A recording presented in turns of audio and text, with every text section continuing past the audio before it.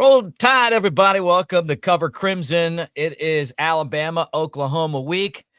We know that Alabama players want to win the SEC championship game. That means they want to get there. Bama's got a nice path to doing so, but they've got to take care of business against the Sooners and then against Auburn. Game time for the Iron Bowl has been released. We got new top 25 polls. We also heard from the coaches today in their weekly press conferences. So all that stuff coming up right here on Cover Crimson. So without any further ado, let's get this party started.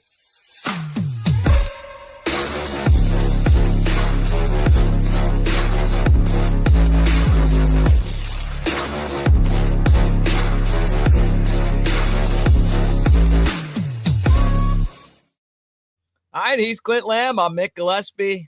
Pleasure to have you guys here with us today. And we are getting ready for Oklahoma week. This is one of the big matchups now in the SEC. Bama and Oklahoma, two of the blue bloods in college football, now conference rivals. And this will be the first time that these teams have matched up as members of the same conference.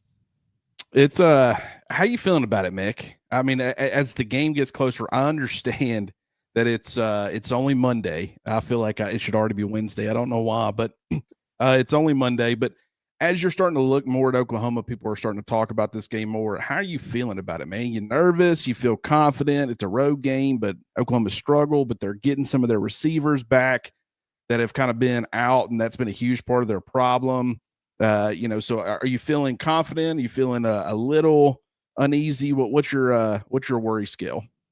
I mean, anytime you go on the road in the SEC, it's tough. You know, they got players just like Alabama does. But if Bama does the things that they have to do, they should be able to win this game. You know, Oklahoma hasn't gone 1-4, 1-5, whatever it is in the SEC for no reason. But to beat anybody, I mean, think about it. The teams at the bottom of this league are still tough, and they always have the potential to beat you. Honestly, I really like where Alabama's been the last three games. I don't feel like they're playing down to their opponents. I feel like they're playing their best football of the year. They're being consistent.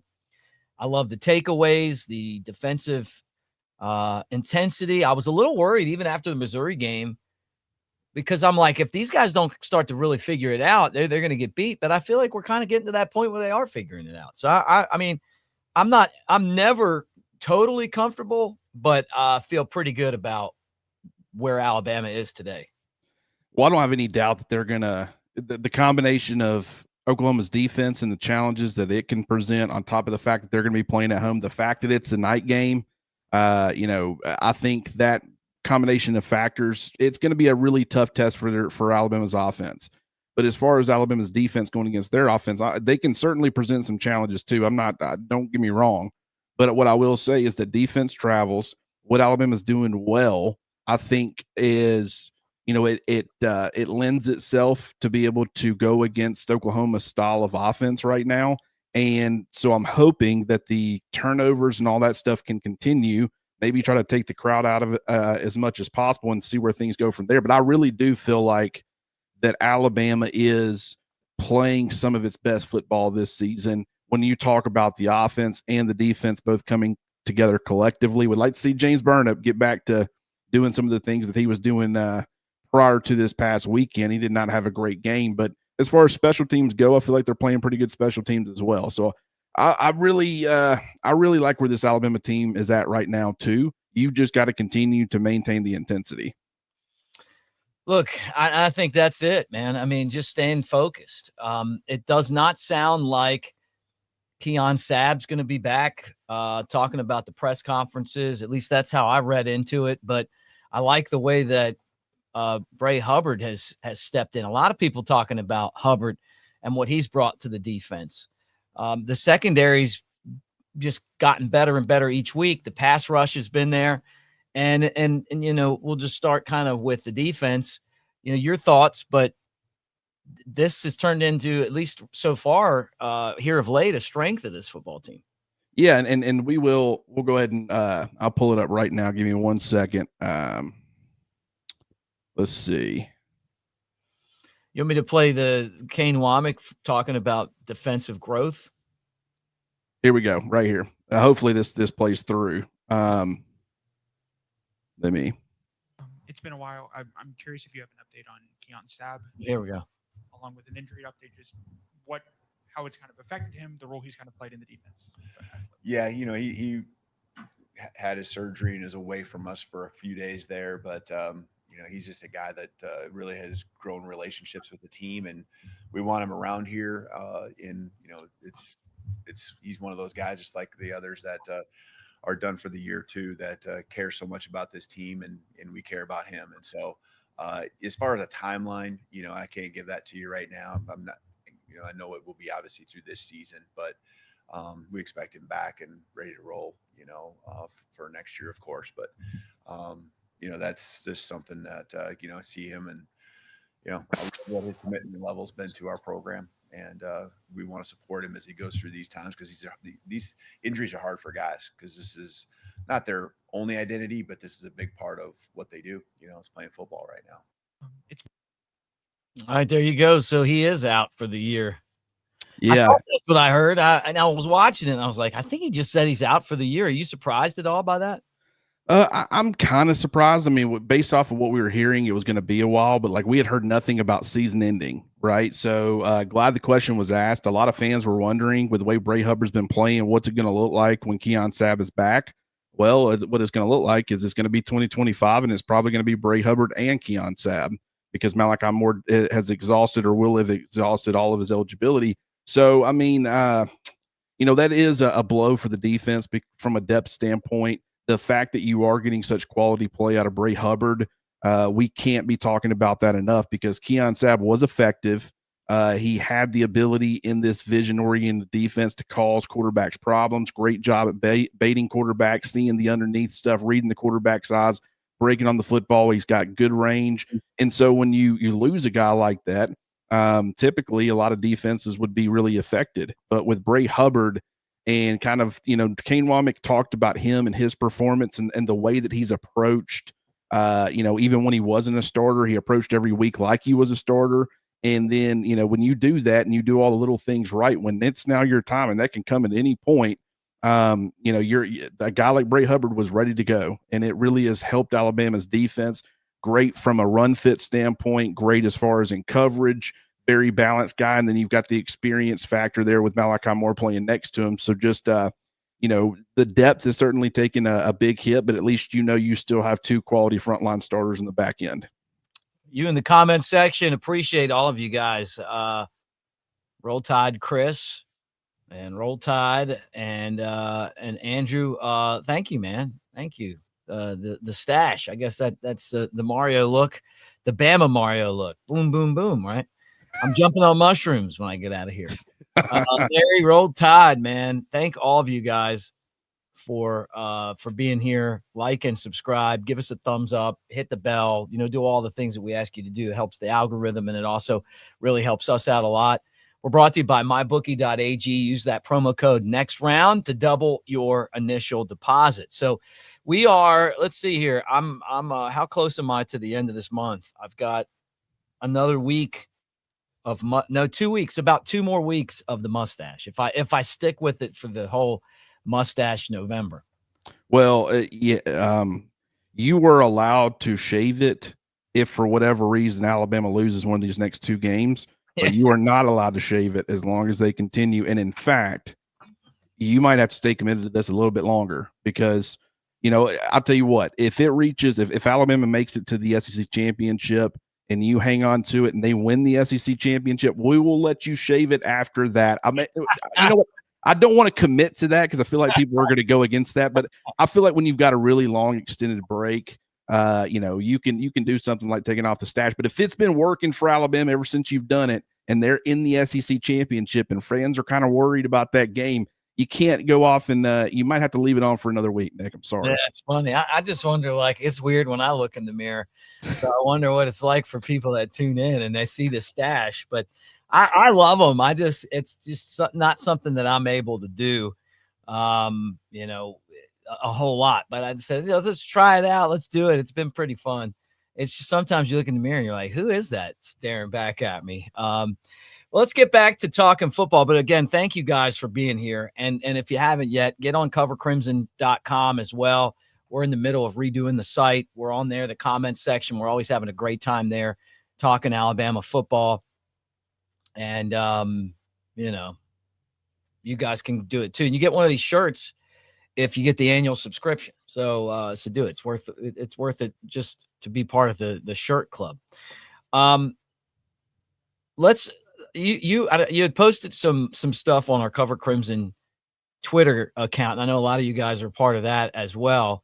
But I thought one of the clips on here was really interesting, kind of going along with what we were talking about. And it's Kane Wommack, and he's talking about how Bama has done and gotten better with the turnovers. Before we play it, I feel like that's one of the biggest things that we've seen this year is that these turnovers and getting the turnovers, they didn't turn them into points against Tennessee. They've been doing it ever since. And that's been one of the real advantages that this Alabama team has had is turning those turnovers into points. I will say, when you watch Carson Beck, which he did finally bounce back, had a really strong performance against Tennessee. Good for him, good for Georgia. But when you watch kind of that stretch, that started with 4 turnovers against Alabama. And I think doing that prior to, he had never really been a guy who turned the football over a ton. And so I think it was really Alabama that kind of got in his head a little bit, shook his confidence a little bit, and that just continued on really from that, with Georgia playing Alabama through a lot of these contests, and was a big reason why Georgia's offense has really been struggling. And, it's not just Carson Beck, though. I mean, that's the guy that was the first round projection. People were talking about potentially being the number 1 overall pick. He's one of the better quarterbacks in college football, or at least he has been. And for Alabama to do what it did against him, 3 interceptions and Quay Russaw forcing that fumble, they have the ability to affect quarterbacks. And it's not just putting them under pressure. It's not just sacks from a sack standpoint, really nothing to write home about. But from an affecting the quarterback, whether it be through pressure or through giving him different looks as far as what you're doing with your front 7, what you're doing on the back end, as far as, showing zone, going man, vice versa, whatever. Very effective defense under Kane Wommack. And it's like we've talked about, it's just guys getting more comfortable, Mick. Yeah, and that's it. And also, well, let's play this clip and then, we'll kind of get into this too, because it's not just luck. It's not just luck that these guys are getting all these turnovers. Third in the country right now in takeaways at 24. What culture-wise did you try to instill and that you really feel has, locked in by now for these guys to really be getting takeaways? Yeah.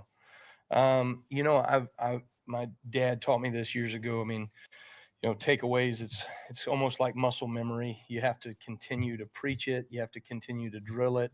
You talk about it before we go out to a scout team period. When we start every practice, we start a takeaway circuit. And that started from spring ball to fall camp to every day we go out there on Tuesday and Wednesday in practice. We have 6 different drills that our guys go through that emphasize of creating interceptions, punching at the ball, raking at the quarterback, a number of different areas where you can take the ball away from an offense. And what happens is all of a sudden you do those drills day in and day out, and then you go to scout team periods and you say, okay, this period right here, we're not going to work on tackling. We're going to work on punching the ball out. So I don't want to see any wrap ups. All I want to see is you punching the ball out.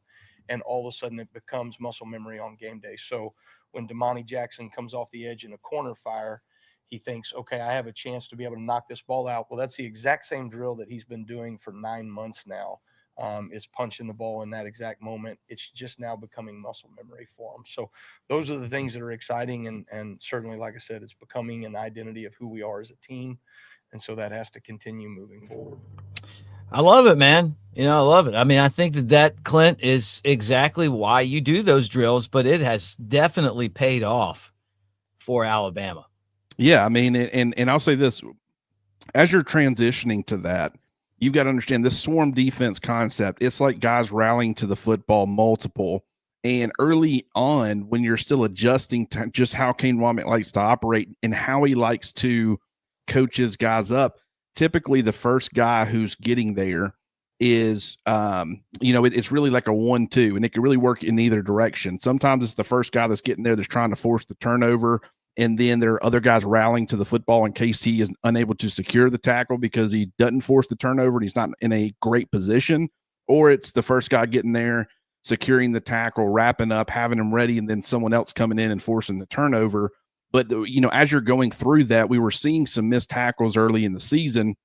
And I think, when you're doing stuff like practicing for long periods of time, nothing but punching the ball out, forcing turnovers, doing all that, sometimes it's very tough to have sound tackling on top of that.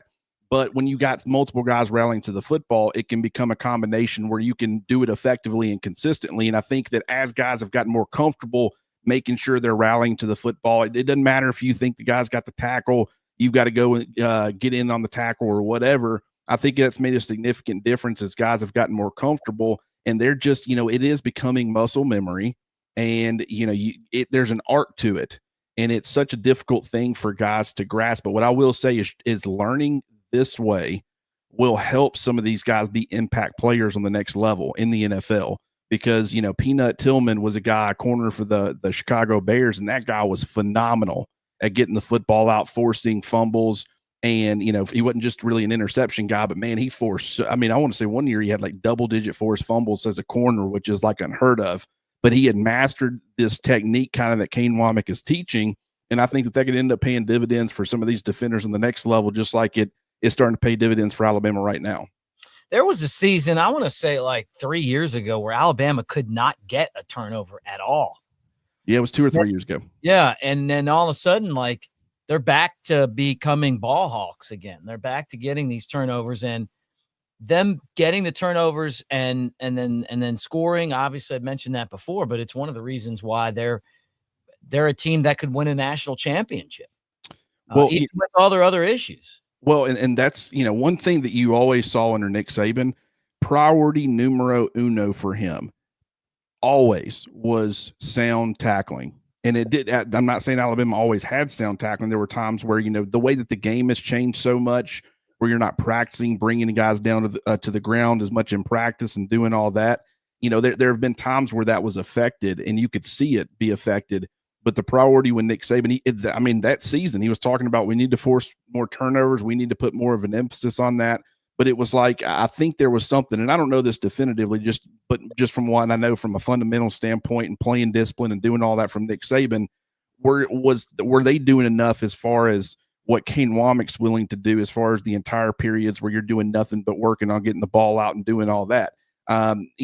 Probably not. And so that is going to create some situations. Sometimes a guy's going to get away from you. He's going to break a tackle.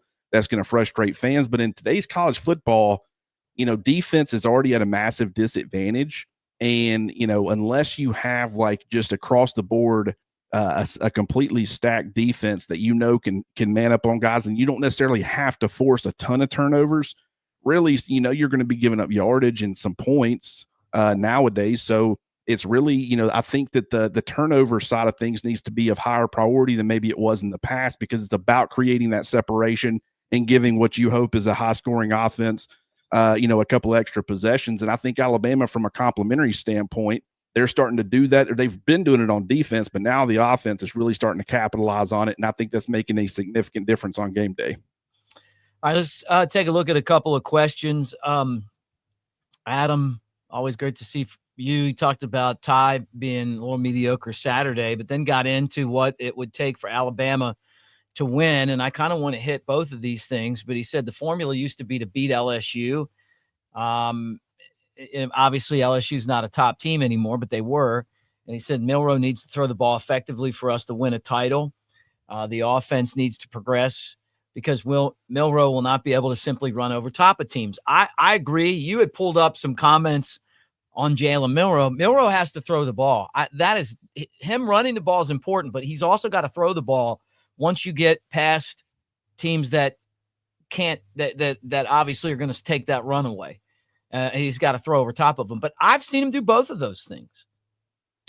Yeah, he's certainly capable, and I feel like whatever rut he was in, he's coming out the other side of it, and he's playing pretty well. Do I still think there's a little bit that's off as far as the vertical passing game? Absolutely. I think that's pretty evident. And that's a huge part of what Jalen Milroe wants to do It's a huge part of what the offense wants to do. And so he's got to get back to being comfortable doing some of that stuff. But I think that, he's doing a much better job as of late. We definitely saw it in the first half against Georgia. And then he went into that kind of rut there for a while. Not necessarily against Vanderbilt. He was still effective against them despite the 2 interceptions or the 2 turnovers.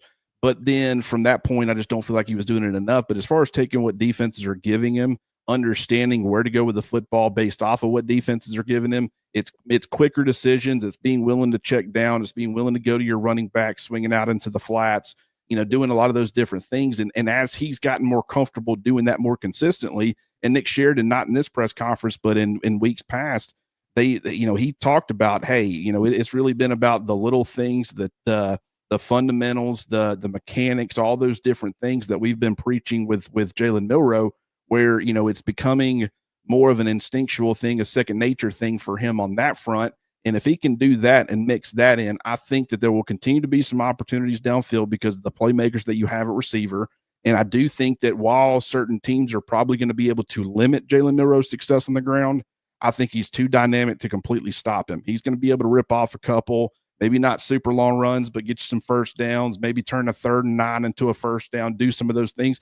And, if they're putting so much attention on that aspect of his game, that is going to open up opportunities, in other facets. And I think he's doing a better job right now of taking advantage of some of that stuff. All right, well, let's hear what Nick Sheridan had to say, Alabama offensive coordinator, today in the press conference, and we'll kind of keep this conversation going. An athlete. And so, I think what you're trying to, encourage all the players is to continue to grow, continue to develop, identify the things that are your strengths to build on them, and then identify things that you can improve on and try to make those your strengths. And so I think he deserves so much credit for the work that he's put in throughout his career. And, becoming as good of a football player as he possibly could be. So, he's had production in both areas, and, the more you do well, both as a unit and as a player, the harder you are to defend. So I think that's the goal for each player and each unit, is to do a lot of things really well, so that you're tough to defend. Jalen's one of the few. All right, there you go. So he kind of, reiterated some of the same stuff that we were talking about there. But the other thing too, Clint, is that the game plan has been to blitz the hell out of Jalen Milroe. When you do that, you open yourself up to the big plays if you don't get home. Well, yeah. And, I think that's, everybody's game plan is going to be a little different, because it's also, or at least when you're going against really good defenses, the talent level, like in Oklahoma, to a certain extent, they're going to believe in some of the guys they have on that side of the football. Mercer did some things as far as crowding the line of scrimmage. They presented some challenges. They created some negative plays because of that.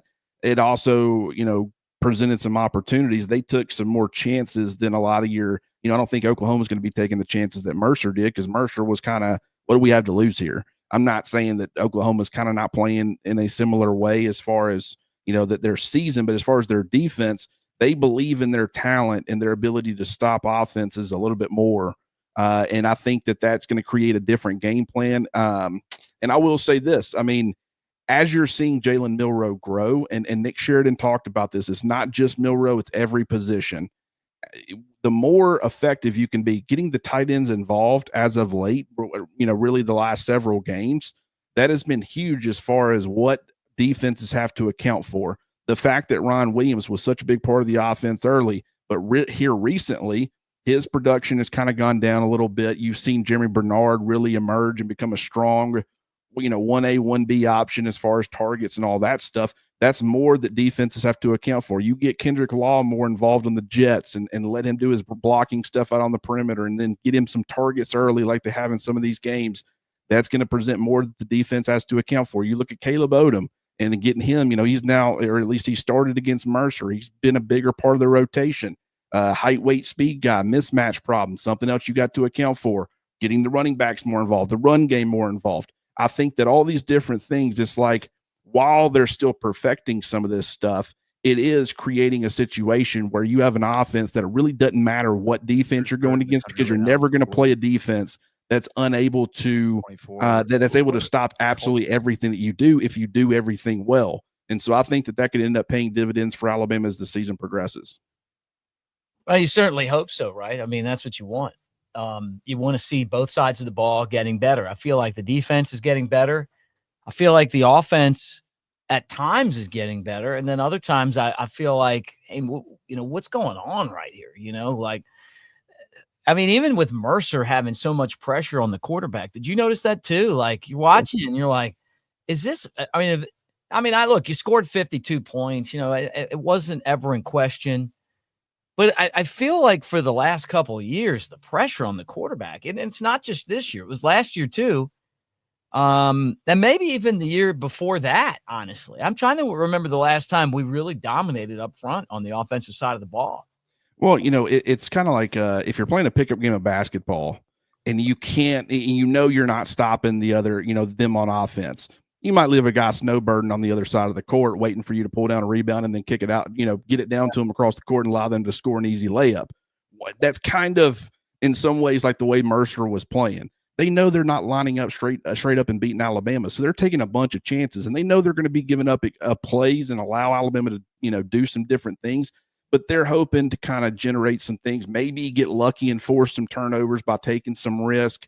And I think that, we've seen that with some of these smaller schools in the past. And Middle Tennessee was one in the season opener last year, just the way, and they really played this style of defense pretty much each and every week, but especially against Alabama, very, very aggressive up front as far as sending pressure, where they're bringing it from, how many they're willing to bring. And so I wasn't overly shocked because, Mercer's a good team for that level of football. They really are. But at the same time, I really feel like that it's different. What I will say is, based off of what I have seen, and I said this, they didn't allow a sack against LSU. That was more of a product of staying ahead of the sticks. That was a product of only 18 pass attempts from Jalen Milroe. And that was also, Jalen Milroe's ability to extend and there were some opportunities that LSU had that they just couldn't capitalize on. I am still worried from a pass protection standpoint about Elijah Pritchett. I think that if Alabama does not continue in some of these games to stay ahead of the sticks, if they get in some obvious passing situations and some of these SEC defensive, ends or edges are able to kind of tee off on Elijah Pritchett, I do still think that he's exploitable.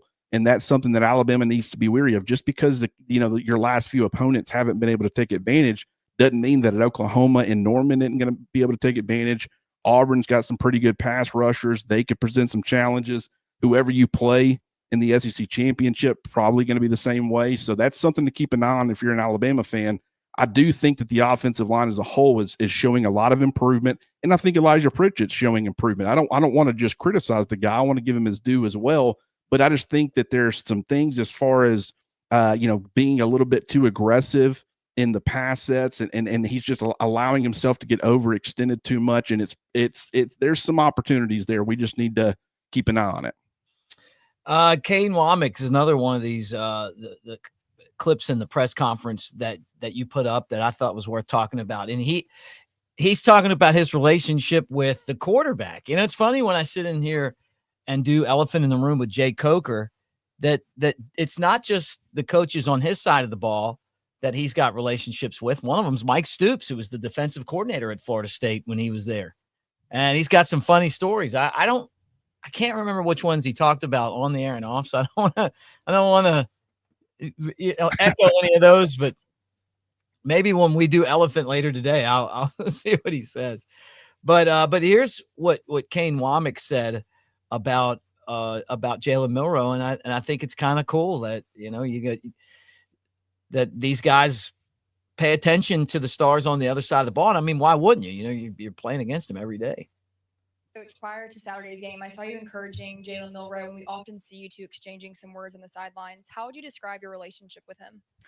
Well, Jalen is just, obviously he's got a gravitational pull about the way that he carries himself, right? He's here's a guy that is extremely talented, has probably a ton of, what do you want to say, attention and fame and all those other things. but, doesn't ever walk by you in the hallway without saying hello, asking about your family, asking how you're doing. And I think a guy like that is just really impressive to me, the way he carries himself. I enjoy being around him. I enjoy talking to him all the time.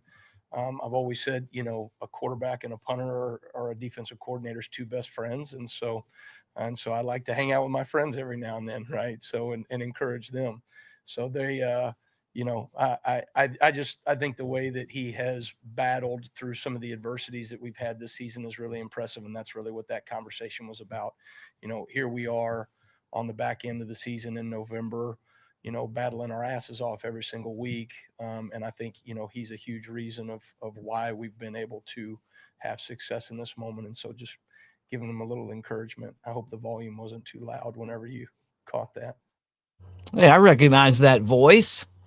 Yeah, it's a great question. And what I found interesting about it was, it was kind of like when Quay Russaw had his interception against, the interception was against Missouri. Yeah, I think so. Either way, I mean, I'm drawing a blank for some reason. But as he was coming off the field after that game, it was a phenomenal catch. I caught a video of Jamarcus Shepard really, playing him up and hyping him up and having his arm around him, walking off the field with him. And it was like, okay, that's the wide receivers coach with an outside linebacker, right? Or an edge rusher. And then you got, Kane Wommack and his relationship with Jalen Milroe. This is a very unique team where it's like, I feel like everybody's a big family. And I think part of that is Kane Wommack's kind of head coach approach and what Kalen DeBoer has kind of allowed him to do. I'm not saying that he's like he's viewed as another head coach. He's equal to Kalen DeBoer, but I think it's about as equal as you can get with that relationship. Kalen DeBoer has a lot of respect for him. He lets him kind of run that side of the football, but it's like everybody's working together. And that's been really cool to see because, it just speaks volumes to the chemistry in the locker room. I understand this is coach to player rather than player to player, but I think it's really the entire squad has a unique closeness about them where they're all pulling for each other. They're all being supportive of each other. And I think that that's, really important. Kane Wommack, I guarantee you, as much as Kalen DeBoer can teach him and Nick Sheridan and all these offensive coaches, when you can get a defensive mind like Kane Wommack to tell you, hey, as a defensive coordinator, this is how I would attack you. This is what I would do against you. This is how you can combat that when I do. I mean, it's like, all of that stuff can be beneficial. And so I think it's very cool how that relationship has kind of blossomed, and really it's not just that one, it's really a lot of them. So this week it's Oklahoma. Think about on a normal year. I mean, this would be a colossal matchup. We played Oklahoma in bowl games before. We lost to them in a bowl game, and then we beat them. And I want to say it was like a college football playoff game, right? So a lot of the same players are recruited by these teams.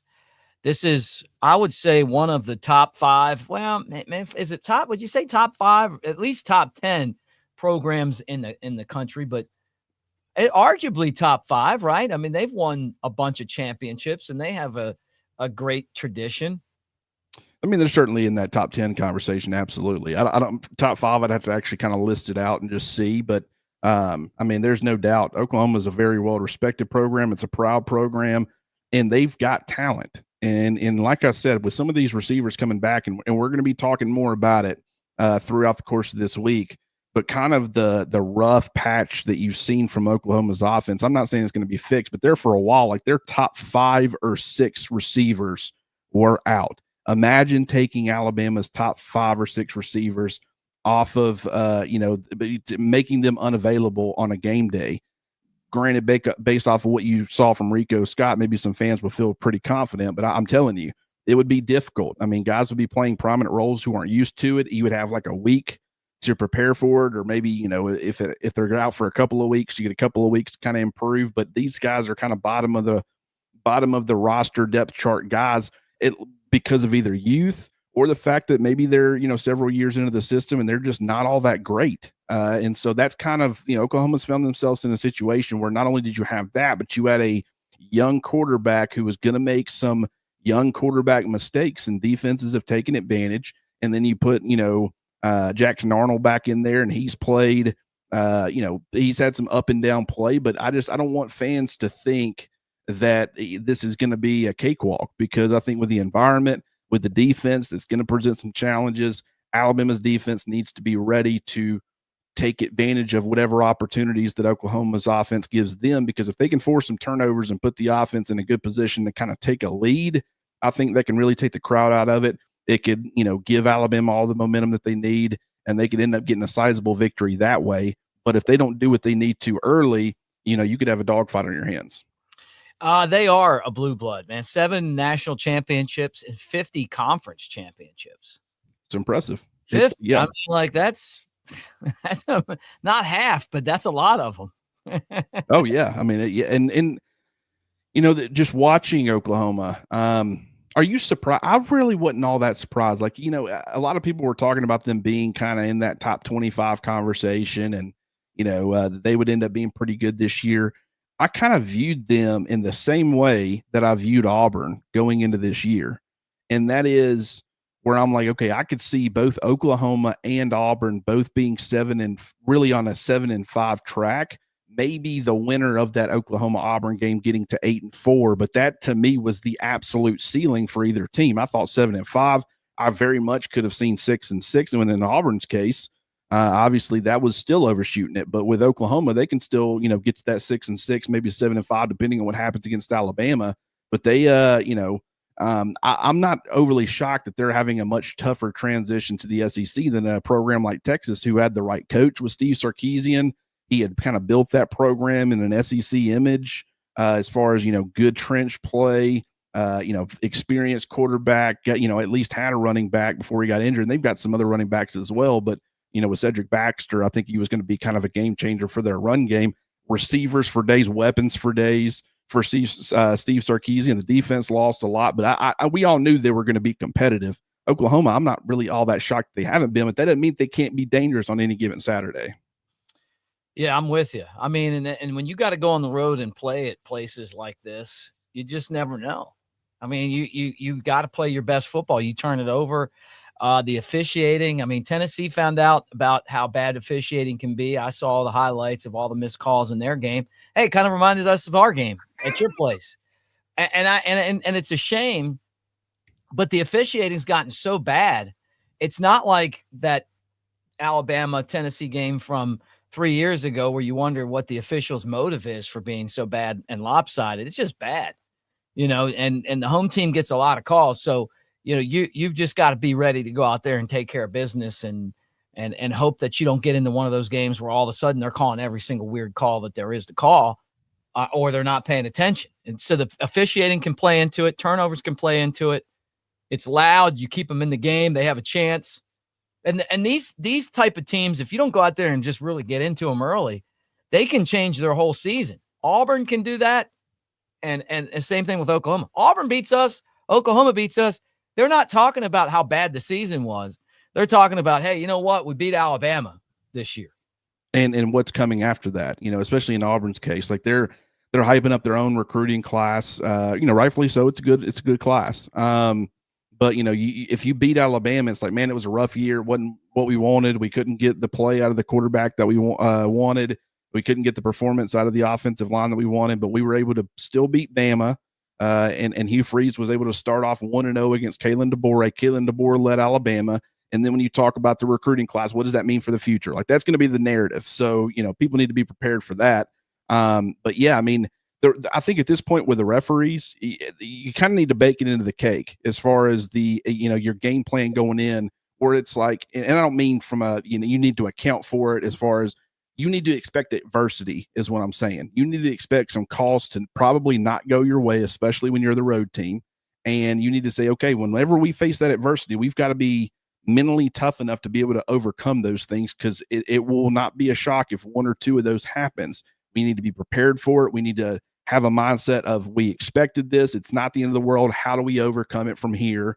And if you can have that mindset, I think a lot of times guys kind of get down on the situation where it's like they feel like it was a BS call. They maybe feel like the refs are against them. And it's like, that is what it is. You got to figure out a way to overcome it. And, your focus needs to be in the right place. Focus on the solution, not the problem. And, so at this, with the fact that everybody's dealing with it, and it's like a weekly thing with most everybody, You just need to kind of bake that into your cake and have guys expecting that those kind of calls are sometimes going to go against them, and to have the right mentality when it does. Yeah, no doubt about it. Well, it's going to be fun covering this game. Tyler Booker was on the Next Round today, and they were like, hey, man, fans are saying maybe you guys don't want to win the SEC, or maybe it would be a good idea not to win the SEC, or it would be better for you not to play in the game. These guys want to repeat. I love that. Let's repeat. Let's win again. 100%. And I love that mentality. I mentioned it yesterday when we were doing the show. As much as fans want to talk about this stuff, and as much as fans are going to be concerned with that, hopefully the team wasn't going to share that mentality, because I understand where fans are coming from. I'm having the same thoughts myself, but it is, I find myself having to tell myself that it's a loser's mentality. Yeah. When you're saying, I worry about our ability to go in and win a game in the SEC championship, so I would just rather not do it. That's dodging competition. That's saying you don't. That's like, and you want that easiest path to the playoff. I get that, but the players are going to approach you. They're all competitors. They wouldn't be where they're at if they didn't have that competitive nature. And they want to go beat the best and be the best. Like, you look at what happened last year as far as the motivation to go in and beat Georgia, who no one was really giving Alabama a chance to beat. And those guys were hungry. They were ready to go. They played a good game, and they were able to win and make it to the college football playoff. And, one thing about it is we can talk about, will somehow a 10-2 Alabama get left out? Will a 10-3 loss again in the SEC championship get Alabama left out? I mean, those are conversations that we can have probably a little bit more if they happen. But at this point, what does a win give you? It gives you a first-round bye. And that would be super beneficial. You'll get to see some of these college football playoff teams in those week 1 matchups, and kind of, the ones that maybe you're going to be playing in that next round. And then, of course, the next round as well, get ahead on some things. It would be very beneficial to have a first-round bye. So, guys want to compete, and I don't blame them. Last thing I want to get into today is the top 25 came out yesterday, right? So you got, and a lot of times this parallels the college football playoff field, but Oregon won unanimously. Ohio State right behind them in 2. They played, and it was a really good game, a 1-point win for Oregon. Texas 3, Penn State, kind of a fraud to me at number 4. Indiana, what a bad mistake giving their coach a long extension before you play Ohio State when you haven't played anybody, but they're 5. They're going to be exposed this week. Notre Dame 6, and then there's Bama at 7, Georgia 8, and Ole Miss 9, which is funny to me because Ole Miss beat Georgia. Tennessee is 10 in the AP, and Miami's 10, and Tennessee's 11 in the coaches poll.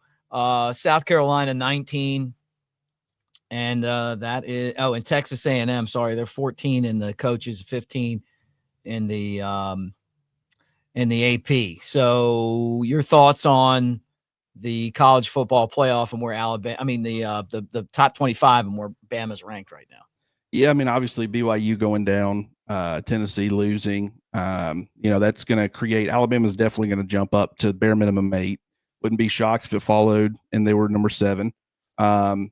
But, it's really and what happens is when you're in that 7-8 range as a fan, probably you're going to be focusing on, not only will we get to avoid the SEC championship, guarantee ourselves a spot in the college football playoff, but also if we're in that 7-8 range, obviously it depends, on some other things as well, but you're in really good position for a first round playoff game. And could you imagine a playoff game in Tuscaloosa, Alabama? It would be absolutely electric. It would be fun. But at the same time, it is what it is. I like, I like the fact they have Ole Miss behind, Georgia and Alabama. I understand what they did to Georgia, but Georgia's 2 losses, it's the 2 teams that are in that college football playoff hunt, and they were both on the road. Ole Miss, on the other hand, they beat Georgia, and that head to head would typically matter, but because you got everybody beating everybody, you got Alabama beating Georgia, you got Georgia beating Tennessee, you got Tennessee beating Alabama, like everybody's beating everybody here, and so that head to head starts mattering a little bit less when you focus on the fact that Ole Miss, they've got a terrible loss in a sub 500 Kentucky right now, and that game was at home, and then LSU, that hurt Alabama, but in my opinion, it hurt Ole Miss more. Because now their 2 losses, like I said yesterday, combined record of the teams in those 2 losses are 10-10. right at 500. That's not great compared to what, Georgia's losses are. And you can't just compare the losses, but when you look at Georgia, the fact that they were able to beat Tennessee, the fact they were able to beat Texas, both, multiple scores, that's going to matter compared to what Ole Miss has been able to do maybe against, on one given Saturday against Georgia. I like where they have Ole Miss compared to some of these other teams. I'm not surprised Bama's in front of Georgia. But I also wouldn't have been disappointed or surprised if Georgia would have been ranked in front of Alabama either. I think Bama's got the best wins. I mean, they beat South Carolina. That turned out to be a good win. They beat Georgia. That's a great win. They beat Missouri, and Missouri's better than I thought they were, to be honest with you. And even Vanderbilt. with their injuries, that South Carolina game was the best game of the weekend with Missouri. Oh yeah, it was fun. But I mean, I still will say the way that Georgia ended up beating Tennessee by multiple scores. If Tennessee's coming in at number 10, that's a top 10 win. You look at Texas being number 3. Sitting number 3, they'll probably be there in the college football playoff. The fact that they beat Texas, on the road by multiple scores. I mean, I would probably argue Georgia has the best wins, and the fact that they have the number 1 strength of schedule, I think that should matter more. Now, fans might be upset the fact that I'm arguing for Georgia in this particular situation, but what I want to do is when I argue for Alabama, I want people to know that it's honest analysis. Like if I see something that would lean me in a different direction, I mean, I'm at least going to point it out. And in this particular situation, if Alabama ends up being ahead of Georgia, I don't think I don't think it's too crazy where that's a ridiculous thing to do at all. But I also wouldn't be shocked or surprised if Georgia was ahead of Alabama, despite the fact that Alabama has a head-to-head. I don't think so because Alabama has the head-to-head, and both teams lost on the road. It's tough to win on the road. I don't know that Georgia, the eye test too. Georgia's offense is just so inconsistent. They don't have anybody that's really like a playmaker like Ryan Williams. Their defense is good, but all these teams, and I'm throwing Alabama in the mix too, they're all beatable. Yeah, there's no doubt. Yeah. I just feel like I don't think that anything's going to be different on there. I think Georgia's in and Tennessee's out. Maybe Tennessee and Georgia are both in, and Ole Miss is out. But it's the fact that Alabama plays these 2 conference games at the end of the year is only going to help them. Georgia's playing, they play Georgia Tech. They'll beat them. What was the other game, like UMass or something? I mean, that's I don't know, actually. They have to show up for that game. So that's going to help. I think Alabama's both teams have played a good strength of schedule. Both teams are in excellent position to make the playoffs. Well, yeah, and I mean, you talk about teams being beatable. That includes Texas. I mean, someone in the comment section, let's see. Yeah, Logan, he said, their Texas resume becomes very interesting if they lose to A&M. I mean, I completely agree. They haven't beat anybody of note. When they've played a good team like Georgia, they lost by multiple scores at home. I understand if they go 11-1, doesn't really, it doesn't really matter. Like, I think a conversation should be had anyways, but it won't based off of what the committee's doing and the fact they're in the SEC. But if they drop another game to Texas A&M and they're 10-2 like everybody else, and they don't go to the SEC championship, things get real interesting for Texas. I personally don't think they'd be in. I think they would be probably one of the easiest. It's like if Missouri would have went 10-2, I think they would have been one of the easier teams to leave out. I kind of think the same thing with Texas. Yeah, Texas you're saying Texas needs to beat Texas A&M, not just to get to the SEC championship game, but because they could be the team that's out looking in, with their best win being over Vandy. And I agree with you. And it's just the luck of the draw, but Oklahoma's had a really tough schedule this year, and they've had cupcakes. I mean, they're playing Kentucky this week, right? I mean, like, who schedules this shit? I mean, come on. Hey, yeah. I mean, we all talked about how Texas wouldn't get any sort of favor, coming over to the SEC like they did the Big 12. And I do think they don't get as much favor, but you look at that schedule, and that was someone threw them a bone somewhere. That's all I'm going to say, because you're right. I mean, they barely beat Vanderbilt, and as an Alabama person, you can't really say much about Vanderbilt, but I mean, that is their best win. And it was, they barely got that win. I mean, if you play Texas A&M, a team with a pulse, and, and Vanderbilt's got a pulse too, but I mean, you get what I'm saying, a quality team like Texas A&M, they beat you and you lose multiple scores at home to Georgia, and really that's all you have to go off of. I think it would be one of the, unless there is a brand bias, which, certainly I think that factors into it as well, if I'm speaking candidly. But unless there's a massive brand bias, I think it would be pretty easy to leave Texas out. So that game against Texas A&M, people need to be watching it. Yep.